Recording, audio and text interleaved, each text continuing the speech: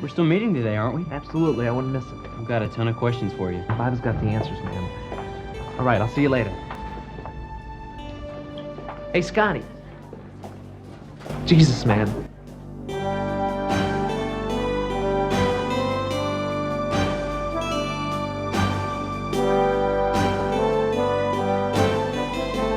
Jesus, man. If you do not know me, my name is Desiree. Like Pastor Nathan said, I am one of the leaders here. I am kind of a newer leader, so I'm still getting to know some of you guys. So if I haven't gone to talk to you yet, I hope I get to talk to you soon. But I thought before we get started, before we get into sharing, maybe I should share a few facts about myself with you, just so you can get to know me a little bit. Sound good? Good. Okay. So fact number one. If you know me at all, if you have hung out with me for any amount of time, you have to know that I love coffee. Yes. Guys, actually, Avery is my roommate. So before, Avery and I, we live together right now. And before we even moved in together, we had plans that when we moved in, the one thing that we wanted, the one thing that we were going to get was a coffee bar. And guys, we have moved in together officially. It's been like 2 months, and we do have a coffee bar. So we love coffee. I think we both kind of plan our lives around coffee. Coffee is very important. And we actually just got an espresso machine this week. So, yeah, I know, I'm so excited. Fact number two is that my deepest fear, my biggest fear is orca whales. Anybody? No one. I always get so much hate whenever I tell people I'm scared of orca whales. I watched Blackfish one time. Has anyone watched that before? Good. One person, don't watch it, guys. It will ruin your love for whales.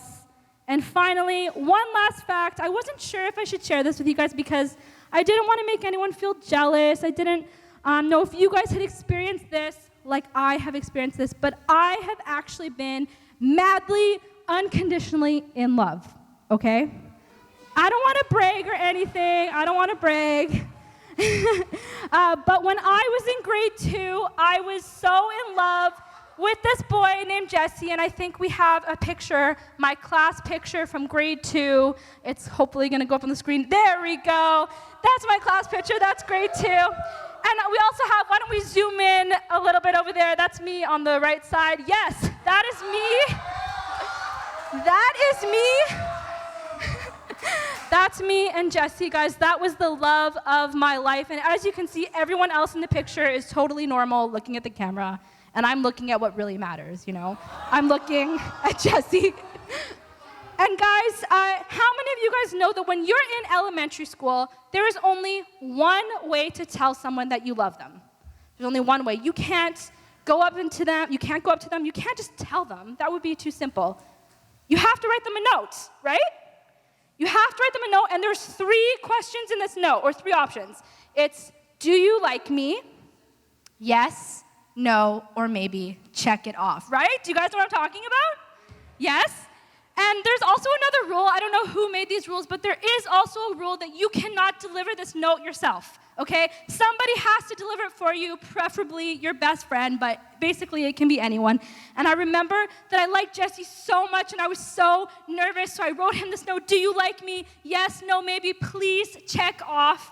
And I got my friend to deliver it, and I see Jesse, he's writing, and I'm looking, and I'm trying not to look because I don't want to be too obvious, you know what I mean? But Jesse, he writes something, he comes over to my desk, and he puts the note in front of me. And I open it up, and the note says, Jesse wrote something, he wrote, I love you, and then he checked it off. I know. Yeah, true love, guys. And I would carry this note around with me everywhere. I'd put it in my backpack. I would put it in my desk because to me, this note was proof. This note was evidence. This note was like a receipt that Jesse really loved me. Do you want him to see that Jesse loves me? Look at this. There's no question. You can't question the note, right? But did you guys know that just like that note that Jesse had given me just like that note that Jesse had given me, that I was using as proof, that I was using as evidence, that the Bible actually says something similar? That the Bible actually says that there's some way that we can show those around us that we love Jesus, that there's this one thing, this receipt, this proof, this evidence that will show everyone around you that, yeah, Jesus is the one you love. John 13:34-35 says, "Just as I have loved you, you should love each other. Your love for one another will prove to the world that you are my disciples." The one thing that makes a difference, the one thing that shows everyone that you follow me, that you love me, is your love for other people. And that's what we're going to be talking about today. We're going to be talking about love, specifically loving like Jesus loved. And I don't know what comes to your mind when you think of love. Maybe you think of Valentine's Day. Maybe you think of The Bachelorette. Avery and I actually watched The Bachelorette last night, so no judgment. It doesn't have to be romantic love, though. It could be maybe you love coffee, like me. Maybe you love your family. Maybe you love your friends. Maybe when I say the word love, it reminds you of good things, but maybe not. Maybe when I say the word love, it reminds you of hurt or pain or regret. And love is such a weird word, right? Like I said earlier, I can say that I love coffee, but I can also love my roommate, right? And we use this word in church all the time. We're like, we need to love people like Jesus. Or I don't know if you've ever heard someone say, you just want to love on them. Like, I don't know what that really means, but I've definitely heard people say it. And love sometimes is a little confusing because sometimes the people that love you the most, the people that you say you love them, they say they love you, are the ones who hurt you the most. It can be many different things to many different people. And not only is it complicated, we kind of live in like a weird time where there's so much tension. There's like vaccinated against unvaccinated, pro-Trump against Trump. I don't know, like lots of different things, lots of different fighting. Everyone is offended. It can kind of be hard to love people who have different opinions than you, you know? It also can be hard to love people who are kind of annoying, people who are mean. But the Bible is clear that your love for each other will show that you follow God. Your love for each other will show that you are his disciples. And did you know that you actually can't say that you love God, but you hate people? The two are connected. And so today, we're going to look at the life of Jesus. We're going to try to glean, trying to learn from him, and say, how did Jesus love? What can we take away from his life? What are some practical things? And maybe if you've been around a church for a while, or maybe even if you haven't, you've heard of the Last Supper. But Jesus, basically, he's with his 12 best friends. He's about to be arrested, and he's about to die. And so he's like, let's have a meal. He's so excited. He's giving them his last and final words, the things that he wants to leave them with. And he's sitting there with them. And as he's sitting there, this fight breaks out amongst them. They start arguing. And what are they arguing about? They're arguing about, in front of Jesus, who there at the table is the greatest. So one of them is like, I'm the greatest because I have done the most miracles. And the other one, Peter's like, I'm the greatest because I have walked on water. And then maybe another one's like, I'm the greatest because I have the most views on TikTok. I don't know. They're just arguing about why they're the greatest. And Jesus is sitting there watching this unfold before him. I can't even imagine. I feel like if that was me, I don't know, I'd kind of tell them to stop talking nicely. But Jesus doesn't do that, right? Jesus gets up, he goes and puts an apron on, he fills a basin with water, and he starts washing their feet. And I don't know about you guys, but if I came to your house tomorrow and I sat down at your table and your parents started washing my feet, like I'd feel a little bit weird, I'd feel a little bit uncomfortable. But during that time, it was actually customary that when people would come over, you would offer to wash your feet. Now we say, hey, can I take your coat? Can I give you coffee? But that's what they used to do. But the thing is, when you offered to do this for someone, you would never actually be doing it yourself. Your slave would do it. Your servant would do it. So Jesus offering to do this is actually pretty radical. It's actually pretty shocking. No one would do this. It's like, I said Avery and I are roommates. It's like if Avery and I invited you over tonight and we're like, hey, we just cooked this amazing meal. Thanks so much for coming. Do you mind? It will be done in 5 minutes. Do you mind really quickly going to scrub our toilets before we eat? Like, you would never do that. We would never ask you to do that. That's actually gross, and that's kind of the equivalent. No one would do that. And after Jesus does this, he looks at his disciples and he says, John 13:14, and since I, your Lord and teacher, have washed your feet, you ought to wash each other's feet. So how do we love like Jesus loved? We wash feet. And like I said earlier, we don't really wash feet anymore. But this is actually more about taking on the attitude of the servant. This is more about seeing needs and meeting them. There is 100 million reasons why Jesus didn't need to wash their feet, right? There was someone there who was actually their job. Their feet were dirty. He was God. Someone was sitting at that table who was betraying him, who was stabbing him in the back. But instead, he doesn't complain. He's not looking for a reason not to do it. He sees a need and he meets it. He doesn't let his position, his status get in the way. He's like, no, that's not my job. He doesn't say that, but he does it willingly. And what I love about Jesus, that when we look at his life, that he doesn't just do this for his 12 best friends. He actually does this for everybody. He does it for people of different ethnicities, people of different genders, people who loved him, people who hated him. He sees needs and he meets them. So what does washing feet look like for us? I think it could probably look like a lot of things. Maybe it's helping clean up after youth. Maybe it's talking to that person that nobody wants to talk to that's kind of annoying. Maybe it's helping someone carry their groceries. I'm not sure, but we all have different lives. We all go to have different families. We all have different spheres of influence. What does washing feet look like for us?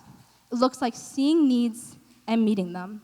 And I know for me, I can really easily get stuck in a place where I'm just concerned about myself. I'm busy. I have lots of things to do. That person was rude to me last week. They're passive aggressive. I don't want to help them. That person, they talk too much. I have a lot of things to do. I don't want to talk to them. But when we live our lives only to serve ourselves, we're actually robbing ourselves of ever being used by God. How do we love like Jesus?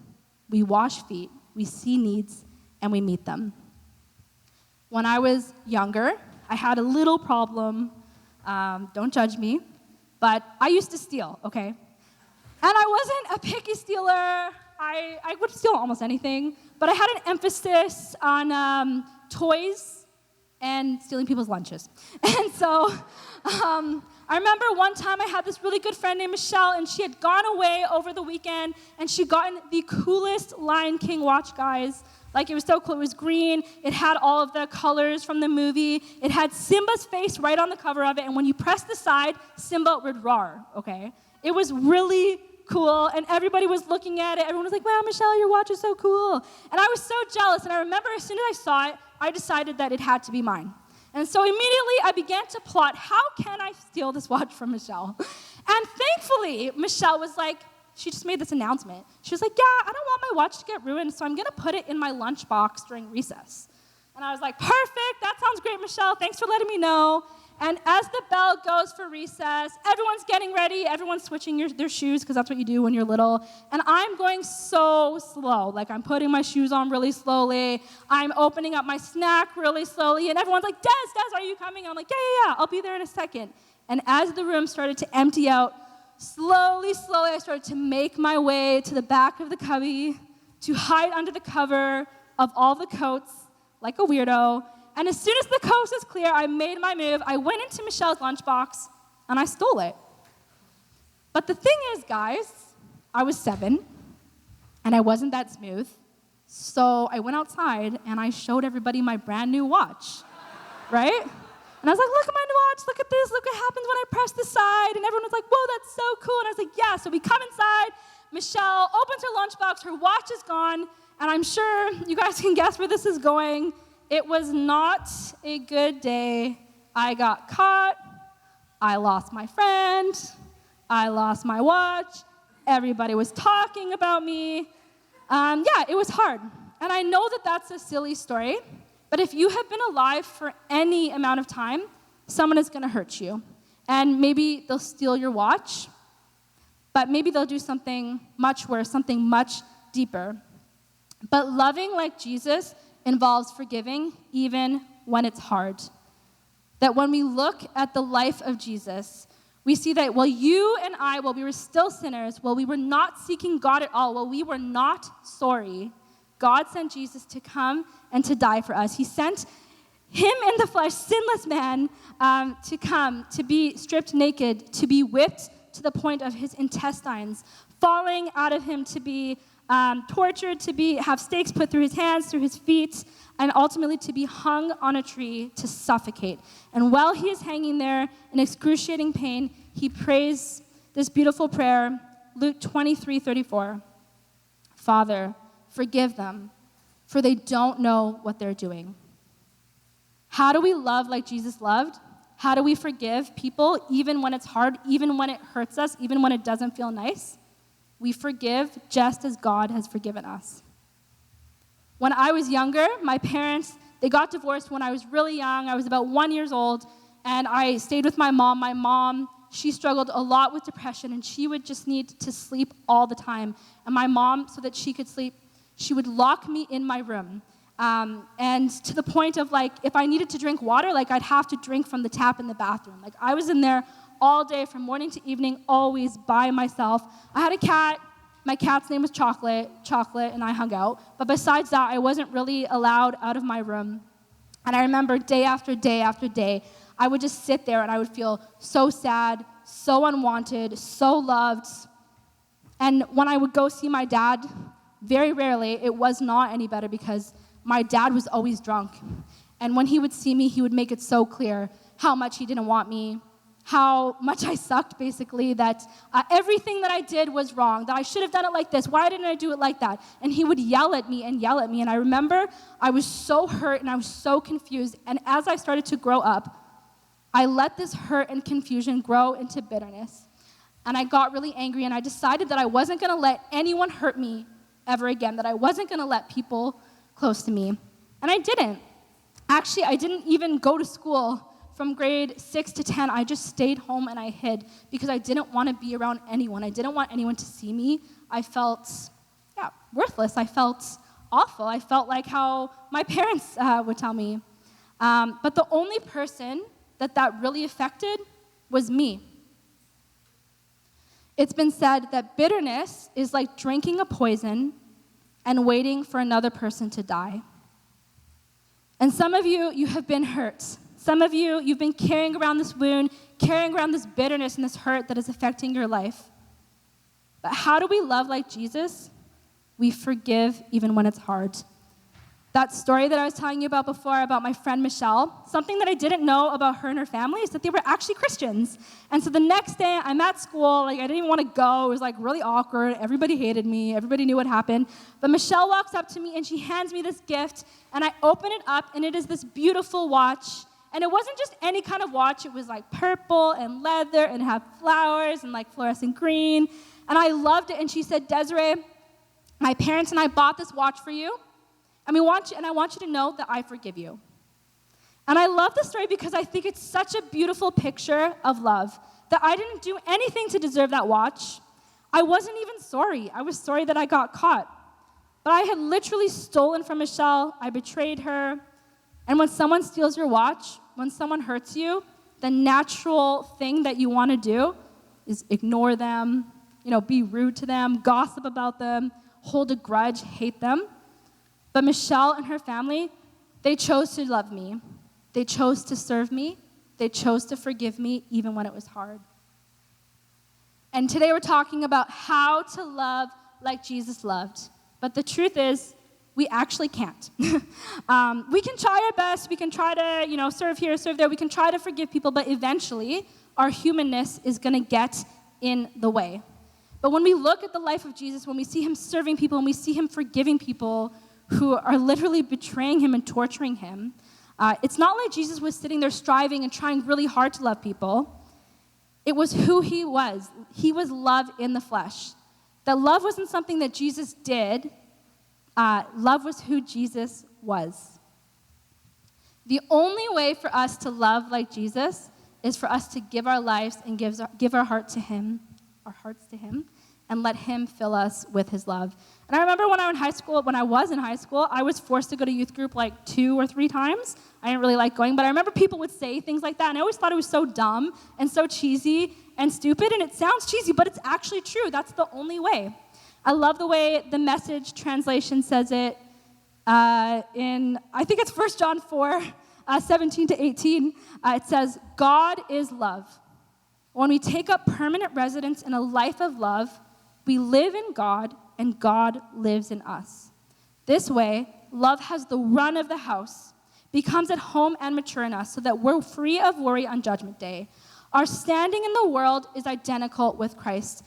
And I love this verse. I think it's so beautiful because when we open up our hearts, our lives to Jesus, when we let him fill us, that his love runs the house. Or in other words, his love starts to run our lives. And his love matures in us. And love stops becoming this list of things that we're trying to do, but it actually becomes who we are. Our lives become identical to Christ.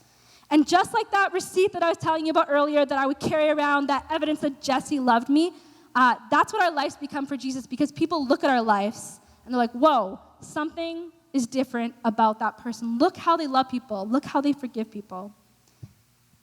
Imagine what it would be like if we truly, really opened up our hearts and our lives to Jesus. If we really let him fill us. If we didn't stop striving to love people, trying to do this, trying to do that, but we let love become not things we do, but who we are. And some of you here tonight, some of you here have this hurt. Some of you have a wound. Some of you have something that has happened in your life that maybe is still affecting you. Maybe someone gossiped about you. Maybe someone lied to you, cheated on you, betrayed you. Maybe someone let you down, disappointed you. Maybe someone abused you emotionally, physically. Maybe someone told you that you weren't pretty enough or good enough or smart enough. And maybe it's something that happened a long time ago that's still affecting your heart. But maybe it's something that's happening ongoing. Maybe it's something that happens every single day. And maybe it's something that you stay up at night and you think about. Maybe it's something that you're reminded about every time you look in the mirror. And I want you to know tonight that Jesus wants to heal that part of your life. That brokenness, that wound, he wants you to give it to him, and he wants to heal it, and he wants to fill it with him. He doesn't want anything holding you back. Not because what happened was okay. Not because it's okay for people to hurt you, but because of who God is. And some of you here, maybe you're struggling with this unforgiveness, struggling with this hurt. You want to love people. Maybe there's people at your school that you're trying, but they're just hurting you. Maybe you want to love your parents. Maybe, I don't know what the hurt is, but maybe some of you are struggling tonight. And I don't know if you have made a decision to follow Jesus, to accept his gift of forgiveness, but that's actually the first step in loving and forgiving. So tonight, I would ask that everyone here would bow their heads and close their eyes. And if you want to make the decision today to follow Jesus, to give your life to him, with every eye closed, with every head bowed, just actually in your head between you and Jesus, I want you to repeat after me.